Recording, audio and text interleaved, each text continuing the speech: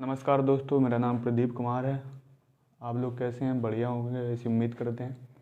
दोस्तों, ये यूट्यूब पर मेरी पहली क्लास है, तो आपसे ज़्यादा ना बात करते हुए क्लास की ओर चलते हैं सीधा। आज एक टॉपिक होगा चाल, समय और दूरी। चाल, समय और दूरी। चाल, समय, चाल और दूरी। दोस्तों, चाल होती क्या है? चाल के बारे में थोड़ा जानते हैं। चाल बराबर होती है एकांक एकांक समय में एकांक समय में एकांक समय में चली गई दूरी। एकांक समय में चली गई दूरी, distance travel in unit time. मतलब एक यूनिट टाइम में चली गई दूरी। एक कोई भी यूनिट होगा, जैसे वो दूरी 1 घंटे में भी चली गई हो सकती है। 1 घंटे में चली गई दूरी,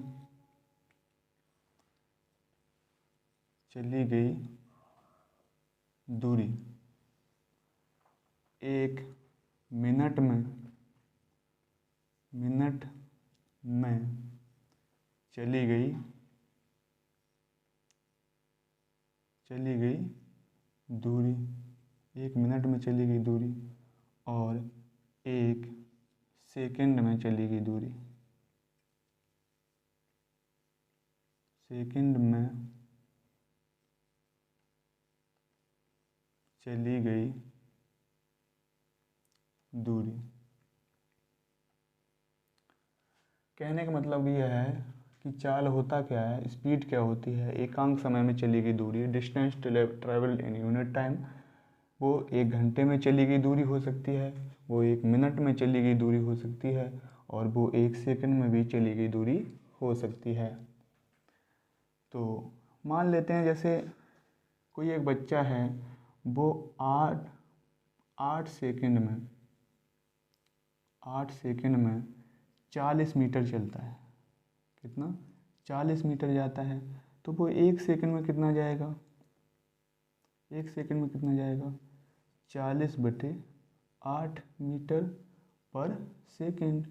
तो ये कितना? 8×5 = 40, 5 मीटर पर सेकंड।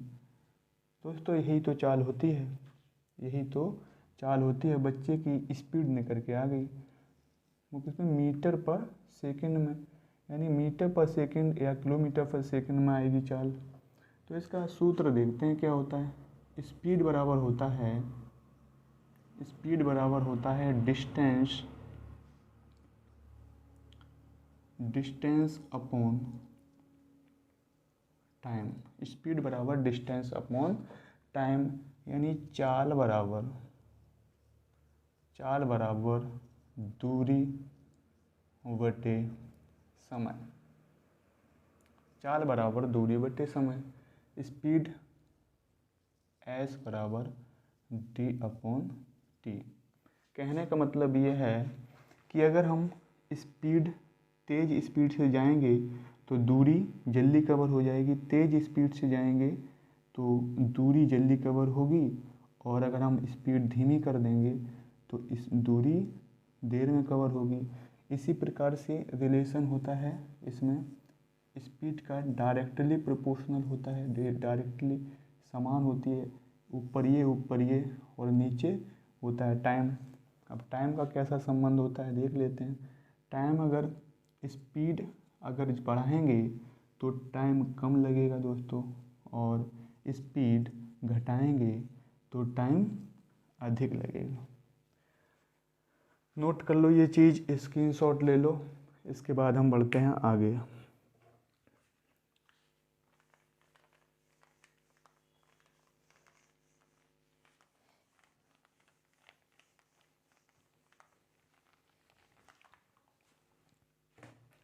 दोस्तों, अब बात करते हैं चाल के मात्रक की। Unit of speed. चाल का मात्रक क्या होता है आखिर? चाल के दोस्तों 2 मात्रक होते हैं। एक होता है किलोमीटर पर आवर और एक होता है मीटर पर सेकंड।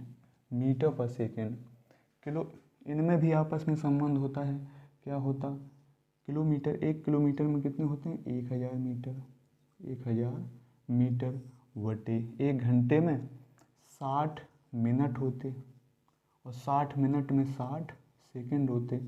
ठीक है, 2 जीरो से 2 जीरो ऊपर कट जाएगी। 5 दूनी 10 और 3 दूनी 6, 6 तिया 18, यानी आ गया आपका 5/18 मीटर पर सेकेंड। कहने का मतलब यह है कि अगर हम 18/5 का गुणा कर देंगे, ये किलोमीटर पर आवर में चेंज हो जाएगा। ठीक है दोस्तों, इतना देखो, फिर उसके बाद सवालों की ओर चलते हैं।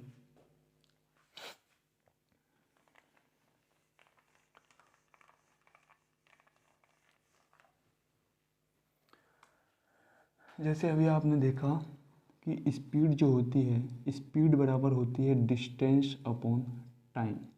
अगर हमें टाइम निकालना हो, टाइम बराबर होता है डिस्टेंस अपॉन स्पीड, या हमें टाइम या हमें दूरी बराबर डिस्टेंस बराबर निकालना हो तो स्पीड गुणे टाइम।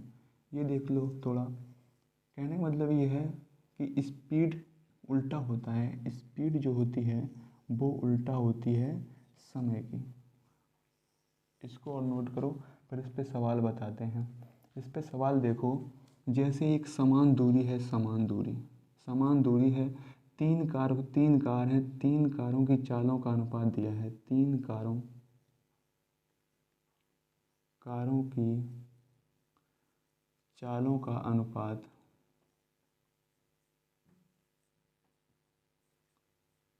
3 कारों की चालों का अनुपात है 2:3:4। ये स्पीड का अनुपात दे दिया। पूछ रहा है कि टाइम का अनुपात बताओ, समय का अनुपात बताओ अगर तीनों ने समान दूरी तय करी हो तो इसका उल्टा कर देंगे। 1/2 हो जाएगा अनुपात 1/3 हो जाएगा अनुपात 1/4। 1/4। अब नीचे वाला एलसीएम ले लेंगे। एलसीएम क्या हो जाएगा? 4, 3, 2 का एलसीएम क्या होता? इसमें सबसे बड़ी संख्या कौन है? 4।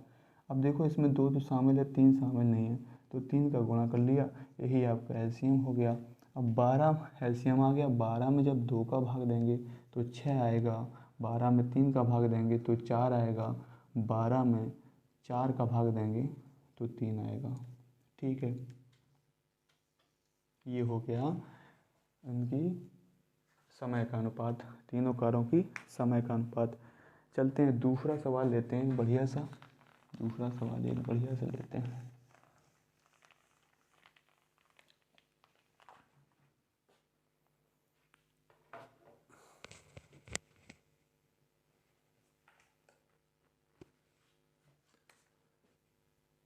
अपनी दूसरा सवाल है ये, अपनी सामान चाल की 3/4 चाल से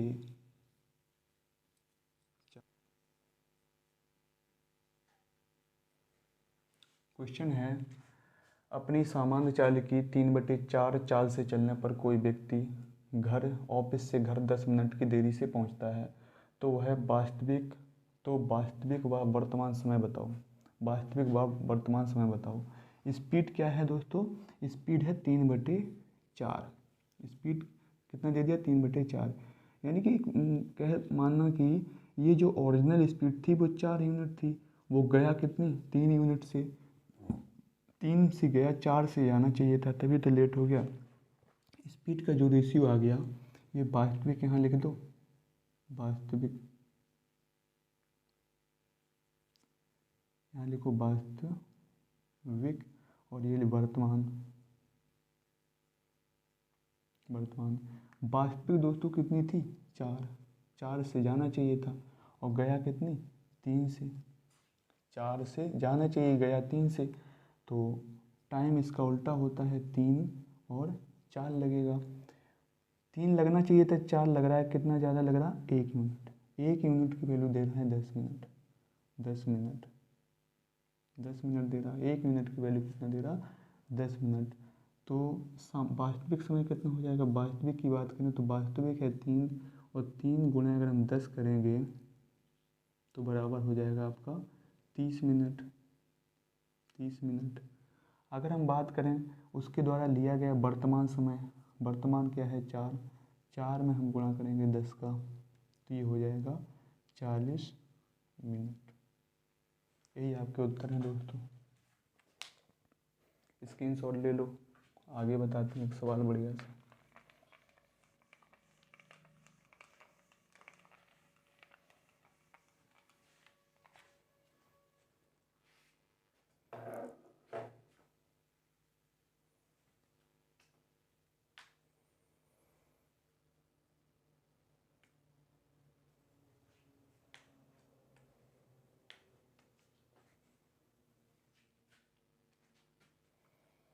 क्वेश्चन नंबर हो गया ये 3।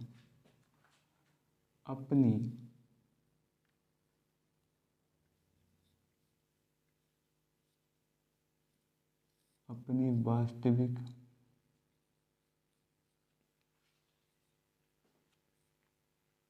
चाल से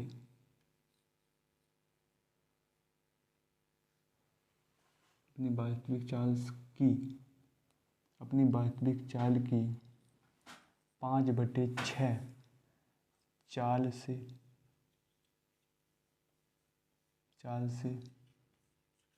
चलने अपनी वास्तविक चाल की 5/6 चाल से चलने पर कोई रेलगाड़ी 20 मिनट देरी से अपने गंतव्य स्थान पर पहुंचती है तो वास्तविक समय बताओ। वास्तविक समय बताओ। तो स्पीड का रेशियो क्या है दोस्तों?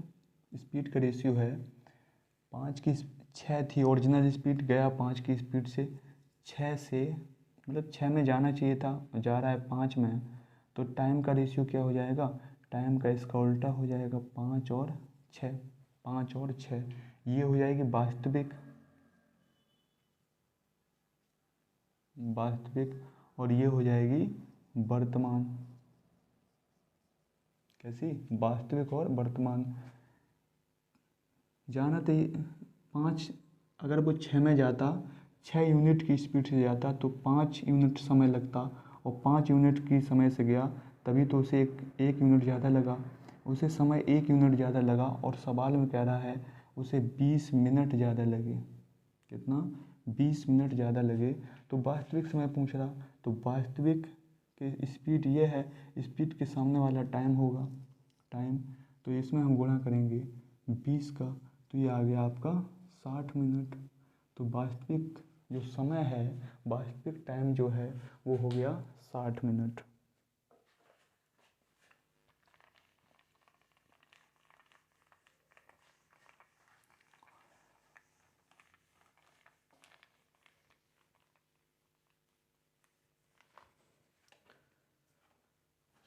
वास्तविक समय हो गया 8 मिनट।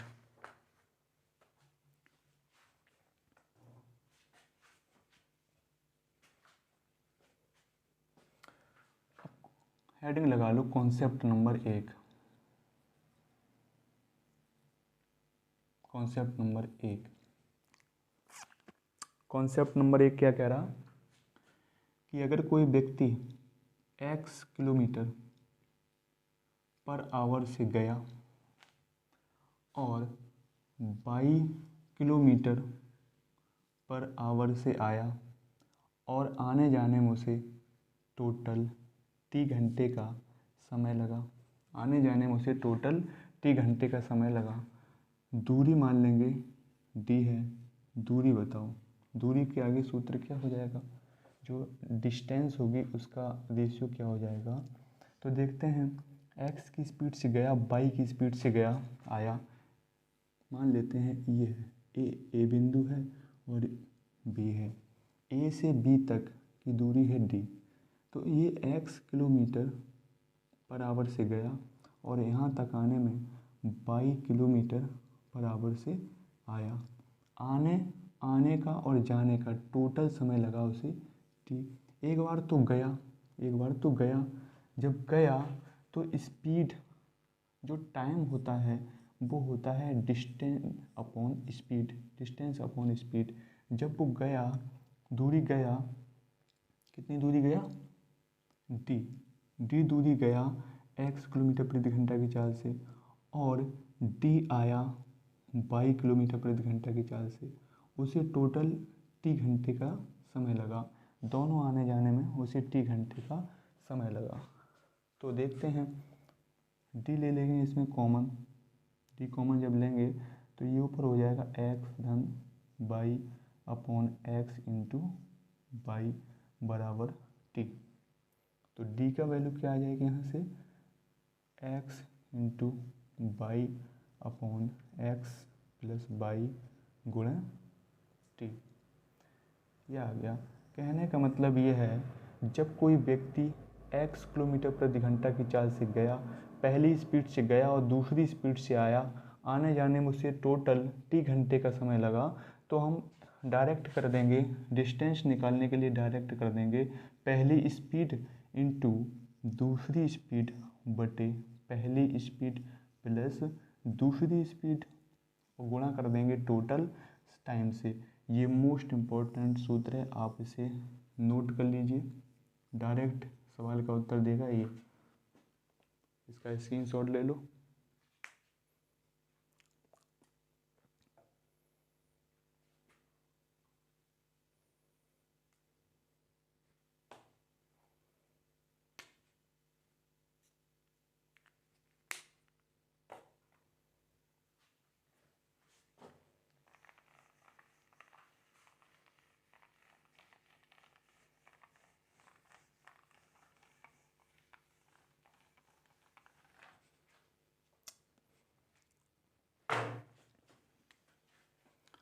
क्वेश्चन नंबर लिखो 3।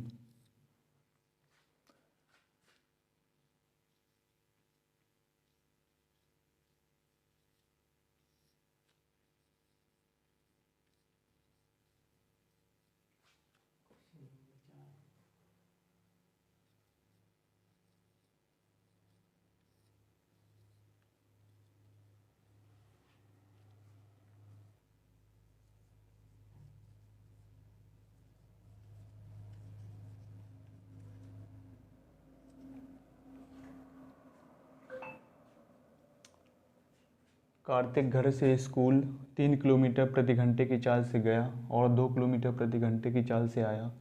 आने और जाने में कुल समय 5 घंटे का लगा।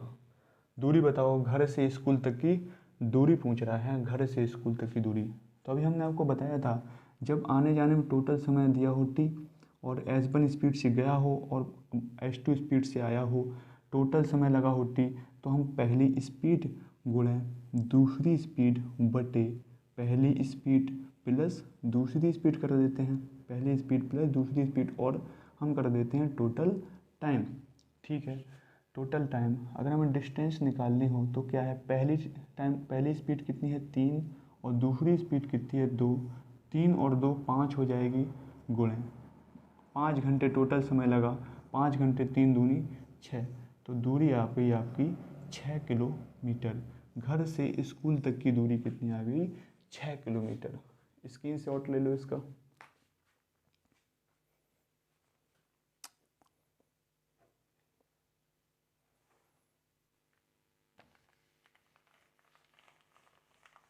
अगला सवाल देखते हैं।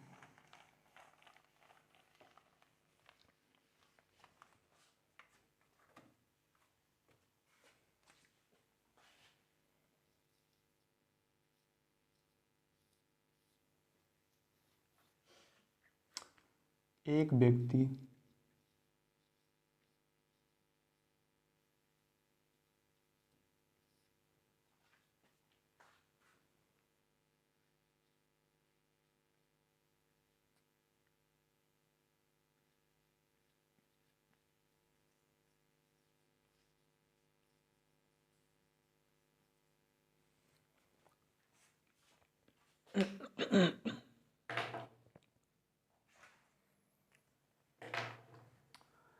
एक व्यक्ति ट्रेन से कुछ 25 किलोमीटर की चाल से जाता है और 4 किलोमीटर प्रति घंटा की चाल से पैदल चलकर वापस आता है। आने जाने में कुल 5 घंटे 48 मिनट का समय लगा। दूरी बताओ। जिसने उसी दूरी गया और आया वो एक ही समान दूरी है, दूरी बताना है। तो हमने अभी बताया था आपको कि इस डिस्टेंस बराबर होता है पहली स्पीड गुणे दूसरी स्पीड और पहली स्पीड दूसरी स्पीड का जोड़, क्योंकि टोटल समय है दिया उसने, टोटल समय। और हम देख लेते हैं यहाँ पर टोटल टाइम। तो पहली स्पीड क्या है 25 किलोमीटर, 25, और दूसरी स्पीड क्या है 4 बटे 25 और 4 29, नीचे जोड़ लिखते हैं, गुणे 5 घंटे 48 मिनट। 5 घंटे 48 मिनट, 5 तो वैसे ही ले रहे हैं, 48, 5 घंटे 48 मिनट, 5 प्लस 48 में मिनट में है तो 60 का भाग दे देंगे, 12 चौको और 12 पंचे 60, 5 4 बटे 5, पचम 25 और 4 29, ये आ जाएगा 29 बटे 5, 29 बटे 5। तो डायरेक्ट हम यहाँ लिख सकते हैं टाइम कितना दिया 29 बटे 5। 29 से 29 कैंसिल हो गया, 5 से पचम 25 और 5 चौको 20। आपकी जो दूरी आई वो हो गई 20 किलोमीटर। डिस्टेंस कितनी हो गई 20 किलोमीटर। आज इतना ही रखते हैं और अगली वीडियो में हम देखेंगे कॉन्सेप्ट नंबर 2। ज़बरदस्त कॉन्सेप्ट देखेंगे दोस्तों, उसको देखना ना भूलें अगली वीडियो में। पहले ये देखें फिर उसके बाद वो वाली।